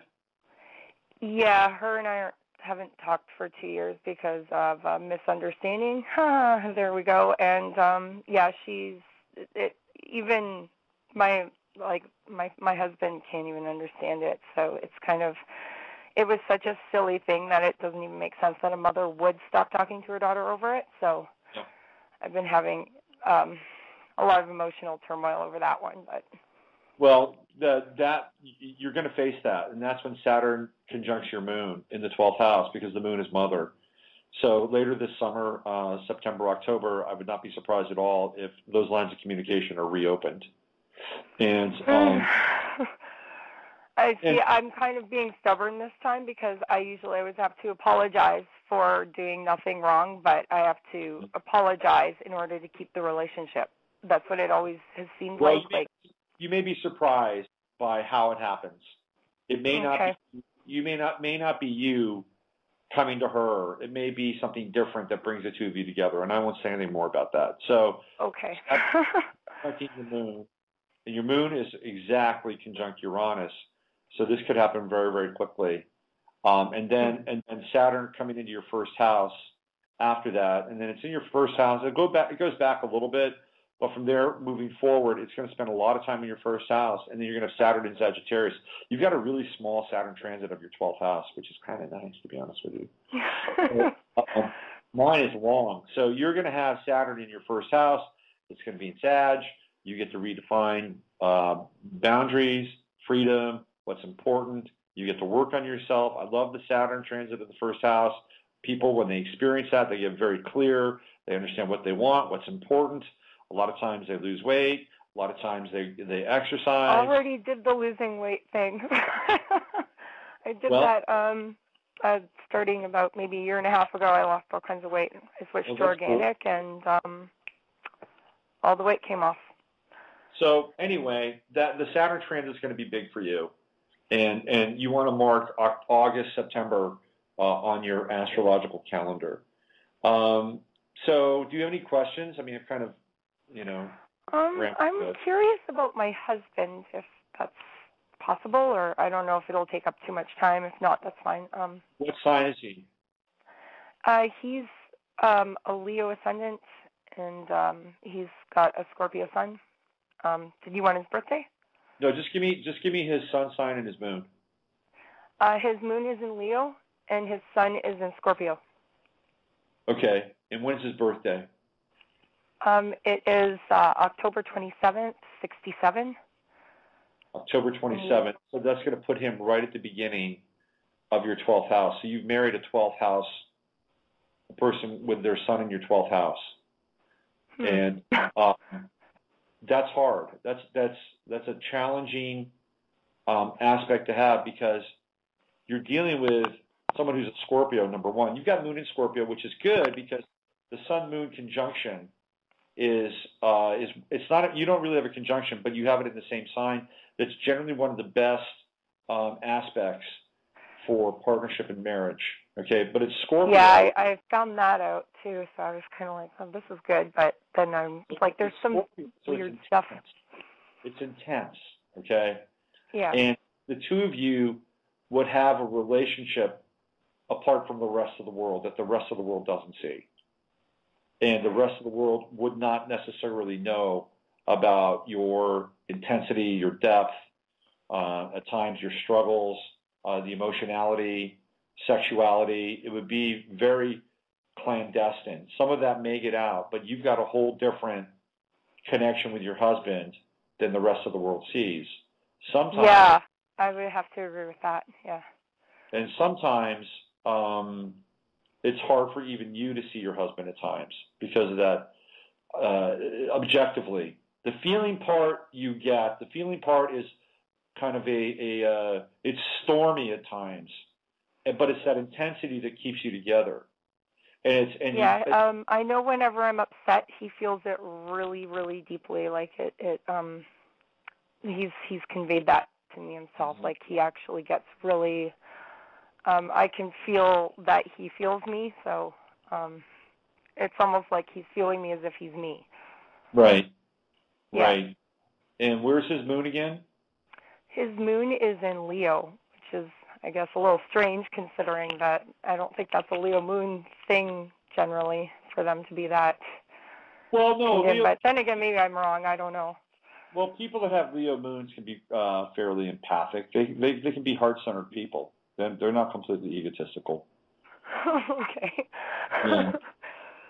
Yeah, I need to look at the degree of the moon because if it's at a later Leo moon, it'd be opposing your sun, which I don't. I have that he is at 7 degrees, 753. 7 degrees and 53, Great. whatever that is. So his moon is conjunct your Jupiter. That's fantastic. Oh, okay, good. Yeah. So is there anything in particular you want to know about him, or? I just wanted to know if we were good together. That was about it. Well, okay. If you're asking me, and you've been with him for 7 years, if you're good together, I mean, I'd have to question that on some level. I'm just being honest, right? Because after 7 years, I would hope that you would think that you are good together. Although I do, but I just want to know if in your opinion, as an astrologer, you think it's... Here's what I think. As an astrologer, I think that you guys probably have a very intense relationship and that you have a way of living and loving together that other people don't understand because they don't see it from behind the scenes. And I think that you are catalysts for one another in a very powerful way. And because I like the fact that you share a sun and moon similarity, I think that that's really good. And because his moon is conjunct your Jupiter, you have the potential of keeping the heart space open. So yeah.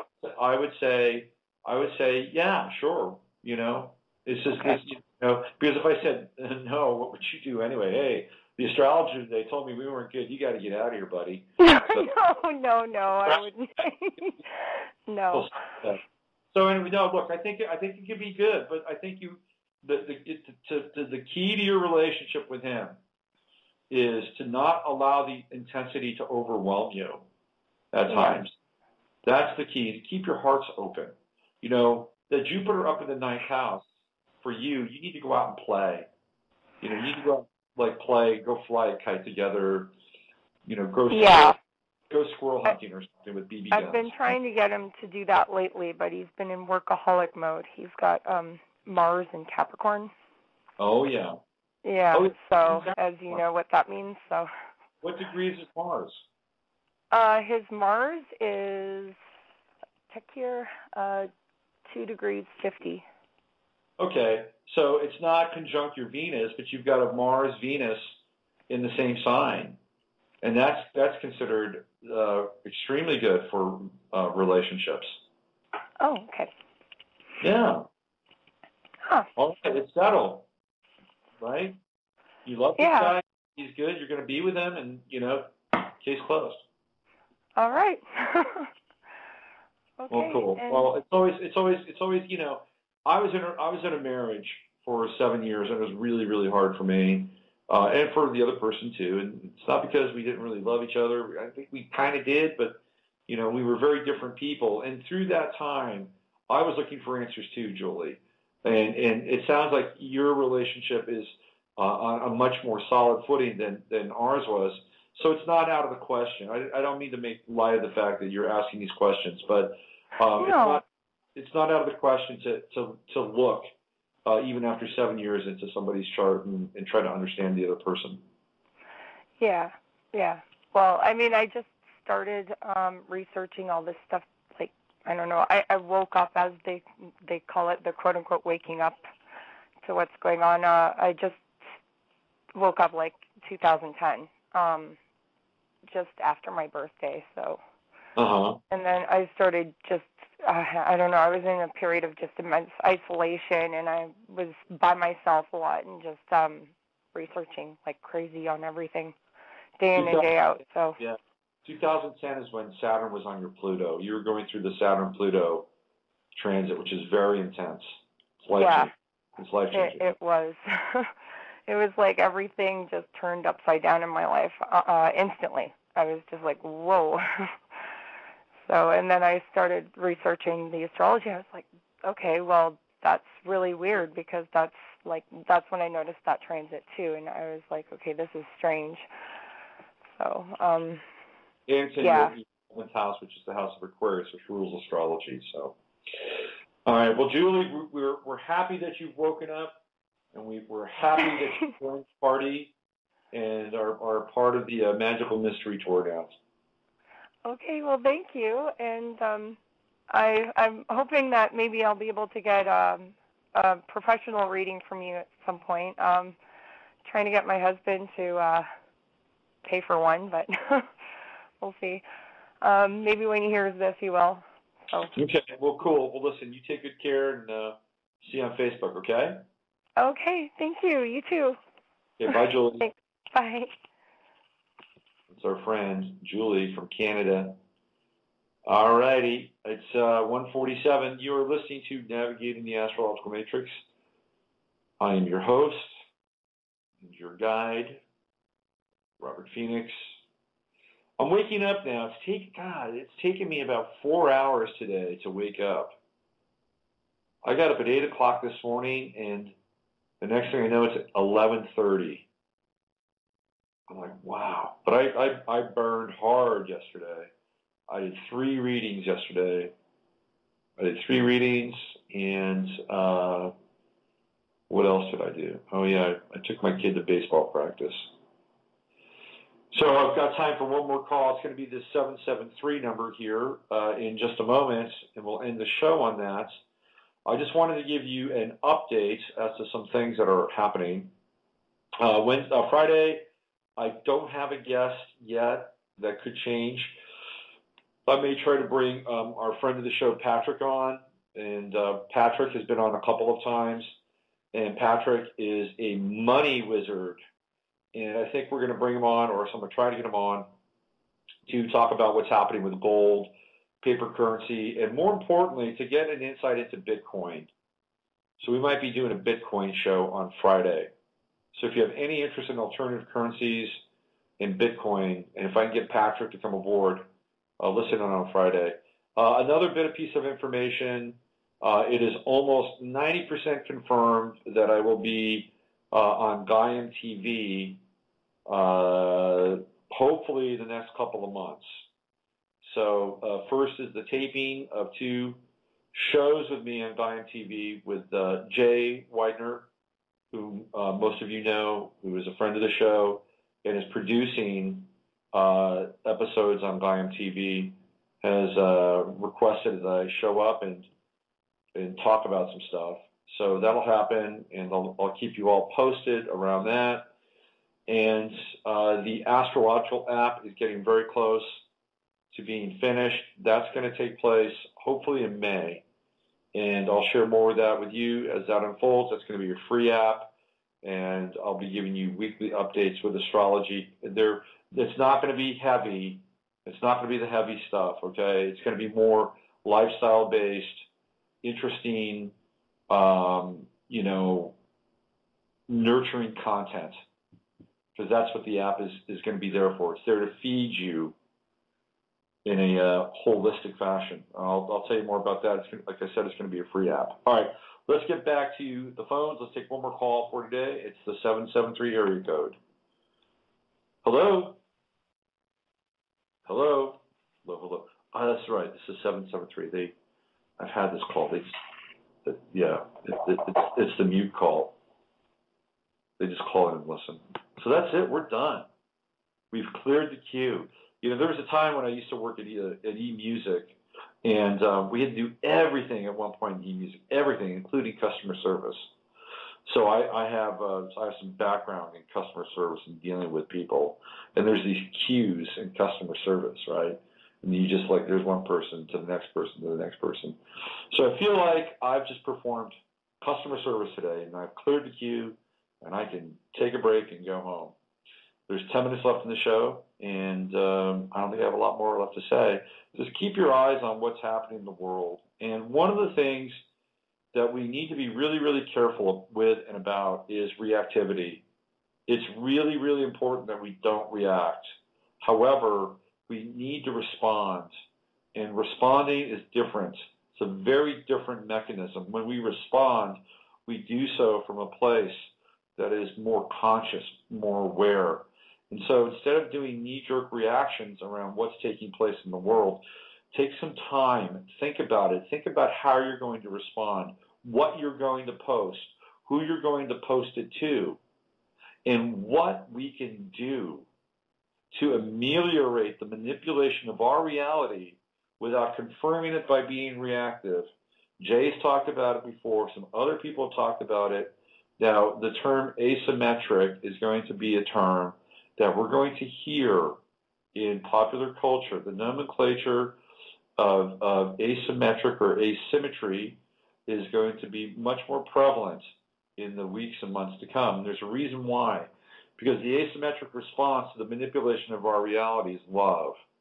And it's not a love that is a reactive love. There's two forms of reaction to an event like this. Reaction number one, it's a tragic event. Our hearts go out to the people in Boston, and all of a sudden we have a reenactment of a post-9/11 trauma-based scenario. That's a reaction. It's an emotional reaction. The other reaction is, fuck these assholes. They're trying to manipulate our world. Here's a bunch of pictures, and we're going to hold these pictures up, and we're going to shove in your face because you're not awake. And this is what's happening. That's an angry reaction. But it's a reaction. Somewhere in between the two is a response.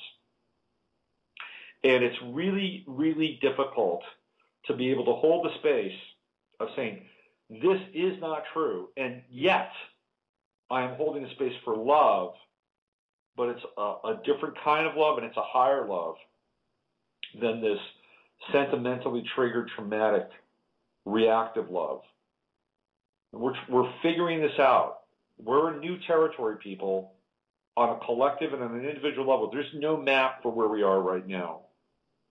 So I leave you with what I always leave you at the end of each show.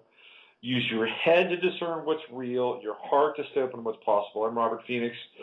You've been listening to Navigating the Astrological Matrix. I'll be back on Friday with the Farcast and hopefully our friend Patrick talking about Bitcoin and alternative currency and the gold crisis. We'll see you all then. We are living in a computer-programmed reality, and the only clue we have to it is when some variable is changed and some alteration in our reality occurs. We would have the overwhelming impression that we were reliving the present, déjà vu, perhaps in precisely the same way, hearing the same words, saying the same words. I submit that these impressions are valid and significant, and I will even say this: such an impression is a clue that at some past time point a variable was changed, reprogrammed as it were, and that because of this an alternative world branched off.